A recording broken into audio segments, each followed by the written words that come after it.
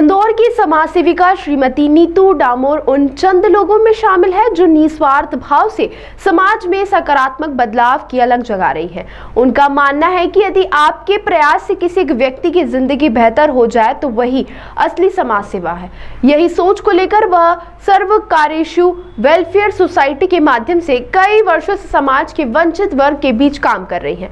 श्रीमती डामोर की प्रमुख प्राथमिकताओं में आदिवासी बच्चों को रोजगार दिलाना, जरूरतमंद बच्चों को भोजन उपलब्ध कराना, शिक्षा और स्वास्थ्य सेवाएं पहुंचाना शामिल है। उनकी मेहनत और समर्पण का ही परिणाम है कि अब तक 500 से अधिक लोगों की जिंदगी में सकारात्मक बदलाव आ चुके हैं। उनका एनजीओ सर्वकारेषु वेलफेयर सोसाइटी न केवल इंदौर बल्कि रतलाम, झाबुआ, अलीराजपुर, बड़वानी जैसे आदिवासी बहुल क्षेत्रों में भी लगातार सराहनीय काम कर रहा है। स्वास्थ्य शिविर, स्कॉलरशिप प्रोग्राम, महिला सशक्तिकरण कार्यशाला और बाल शिक्षा प्रोत्साहन जैसे कई सामाजिक अभियानों में उनकी अगुवाई सराहनीय रही है। वहीं श्रीमती नीतू डामोर के अथक योगदान को हाल ही में 6 जुलाई को इंदौर गौरव रत्न अवार्ड से नवाजा गया।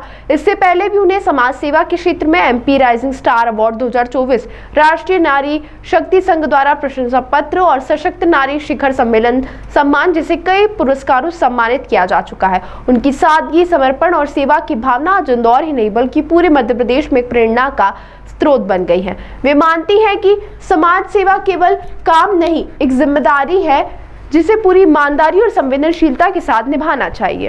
हमारा एनजीओ सर्वकारेषु वेलफेयर सोसाइटी के नाम से, और हम लोग यहाँ पर एजुकेशन, हेल्थ और गरीब जो बहुत एसटी कोटे से है, ट्राइबल क्षेत्र है जो पूरा हमारे धार से लेके पूरा अलीराजपुर तक पूरा बेल्ट है जो बहुत ज़्यादा पिछड़ा वर्ग है, उन्हें एजुकेशन तो बच्चों को प्रोवाइड करवा देते हैं माँ, क्योंकि हमारी सरकार ने जगह जगह सरकारी स्कूल खोल रखे हैं तो वो बच्चे एजुकेशन ले लेते हैं। बाकी उन्हें आगे गाइडेंस नहीं है कि वो आगे क्या करेंगे, कि आगे किस फील्ड में उन्हें जाना है।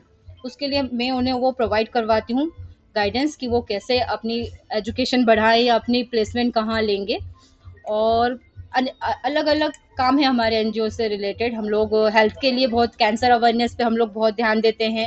अभी जिस तरीके से चल रहा है ओरल कैंसर और वुमेन्स का ब्रेस्ट कैंसर वगैरह, हम लोग उसमें भी अलग अलग सेशंस किए हैं, गाँव में जाके कैंपेनिंग की है और हम लोग अभी कर रहे हैं काम और इसको बहुत आगे बढ़ाना चाह रहे हैं। तो इसके लिए फिजिकली हेल्प भी करते हैं इसके अवेयरनेस प्रोग्राम? जी, फिजिकली भी हम लोग हेल्प करते हैं। हम लोग हेल्थ से रिलेटेड अगर हम लोग डॉक्टर्स वगैरह, ये अगर हमारे पास पूरी टीम रहती है, साथ में काम करने वाले वॉलंटियर्स रहते हैं, तो हम जहाँ तक हो सकता है जितनी हमसे होती है हम लोग उतना हेल्प उन लोगों के करते हैं। लगभग कितने वॉलंटियर्स और किस तरह से सेवाएं देते हैं आप लोगों के? हमारे पास जैसे हम लोगों को कैंपेनिंग आती है सर कि आपको यहाँ पर ये बीमारी है, जैसे अभी अपना ट्राइबल क्षेत्र में चल रही है सिकल सेल करके, आप एसटी कोटेज में ज़्यादा ये बीमारी मतलब ट्राइबल में ही हो रही है और एसटी से जो लोग हैं उन लोगों को ये बीमारी देखने में आ रही है। और हमारी सरकार भी इसको लेके बहुत ज़्यादा अभी जागरूक है कि हम लोग ये बीमारी पे फोकस करें, और अलग अलग एनजीओज हैं जो काम कर रहे हैं इस पे मध्य प्रदेश लेवल पे। तो हम लोग भी उन्हीं के साथ इस पे काम कर रहे हैं कि हम लोग इस बीमारी को ख़त्म नहीं कर सकते हैं, पर हम इसके अवेयरनेस उनको दे सकते हैं कि आप इससे कैसे बच सकते हैं। किसी तरह का डेटा आपके पास आया है क्या? जी सर, डेटा बहुत सारा है, प्रशासन से भी डेटा बहुत सारा है इसका बीमारी का, और अभी चल रहा है, आप देखेंगे अलग अलग न्यूज़ में भी डेटा इसका। अभी लास्ट 1 मंथ ये अभी न्यूज़ में भी आया था कि सिकल सेल ऐसी बीमारी है जिसका कोई इलाज नहीं। आप कंपेयर कर सकते हैं कैंसर से। हेल्थ एंड एजुकेशन को लेकर किस तरह का डेटा है क्या? हेल्थ एंड एजुकेशन को लेकर, हेल्थ के मामले में तो हम लोग बोलते हैं कि हम बहुत अच्छे हैं, पर हम बहुत पिछड़े हुए हैं क्योंकि हम लोग अपने ऊपर ध्यान नहीं दे पाते।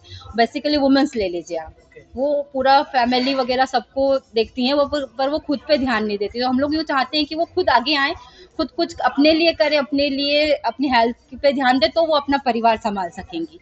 अगर वो खुद अच्छी रहेंगी तो अपने परिवार को अच्छा रख पाएंगी। क्या मैम जरूरतमंद व्यक्ति आपसे जुड़ सकता है? बिल्कुल, जिसको भी नीड है हम लोग उनके लिए हमेशा अग्रसर रहते हैं। जो हमें कांटेक्ट करते हैं हम उनके लिए हम लोग खड़े रहते हैं।